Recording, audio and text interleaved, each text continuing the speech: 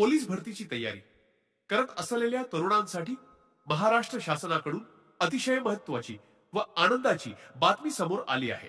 राज्याचे वाढती लोकसंख्या व गुन्ह्याचे वाढलेले प्रमाण आणि उपलब्ध कमी कर्मचाऱ्यांवर गुन्ह्याच्या तपासाचे ओझे व तपासाला लागणारा विलंब या पार्श्वभूमीवर राज्यात पोलिसांची भरती केली जाणार आहे। पोलीस भरतीच्या उमेदवारांना लवकरात लवकर आपली भरतीची तयारी जोमात चालू करण्याची वेळ आली आहे। कारण शासनाकडून पोलीस भरती प्रक्रियेची तारीख निश्चित करण्यात आली आहे।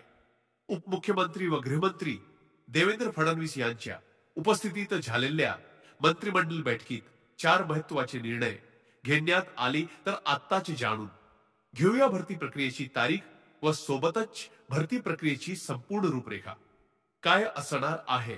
मुख्यमंत्री देवेंद्र फडणवीस यांच्या नेतृत्वातील गृह मंत्रालय अनेक काय निर्णय घेतला याविषयीचीही माहिती आपण या बातमीमध्ये बघणार आहोत। त्यासाठी ही बातमी शेवटपर्यंत नक्की बघा। त्यानंतर महत्त्वाची गोष्ट म्हणजे या वर्षीची पोलीस भरती प्रक्रिया कशा पद्धतीने पार पडणार आहे आणि राज्य मंत्रिमंडळ बैठकीत कोणते निर्णय घेण्यात आले याविषयी आपण थोडक्यात जाणून घेऊया।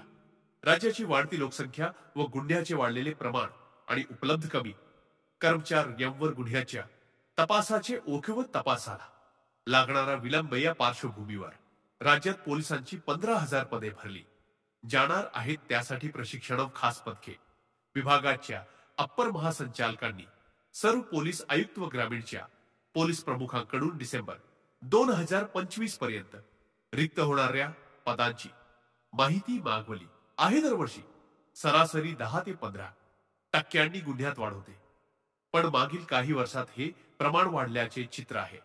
राज्याची लोकसंख्या वाढत असतानाच्या पोलिसांचे मनुष्यबळ अपुरे पडत आहे, त्यामुळे पोलीस भरतीचे नियोजन करण्यात आले आहे।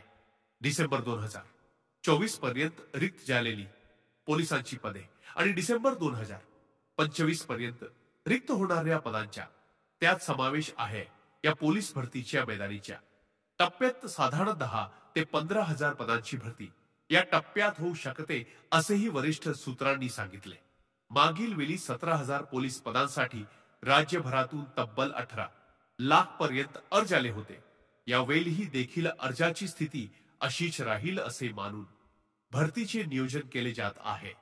पोलीस महासंचालकांच्या अध्यक्षतेखाली मागील आठवड्यात झालेल्या बैठकीत अप्पर पोलीस महासंचालकांनी सर्व पोलीस आयुक्त व पोलीस अधीक्षकांना निर्देश देत यासाठी रिक्त पदांची बिंदू नामावली अध्यायात करणे, पदोन्नतीची प्रक्रिया पूर्ण करणे, अनुकंपा तत्वावरील राखीव पदांची यादी तयार करणे, आंतरजिल्हा बदलीची पदे, प्रतिनियुक्तीवरील पदे याचा आढावा घेऊन रिक्त पदांची माहिती देण्याच्याही सूचना आहेत। राज्य राखीव पोलीस बलाकडील रिक्त पदांचीही माहिती संकलित केली जात आहे। सोलापूरसह पुणे, छत्रपती संभाजीनगर, बीड, धाराशिव, कोल्हापूर, सातारा यासह अन्य शहर जिल्ह्याची लोकसंख्या दिवसेंदिवस वाढत आहे।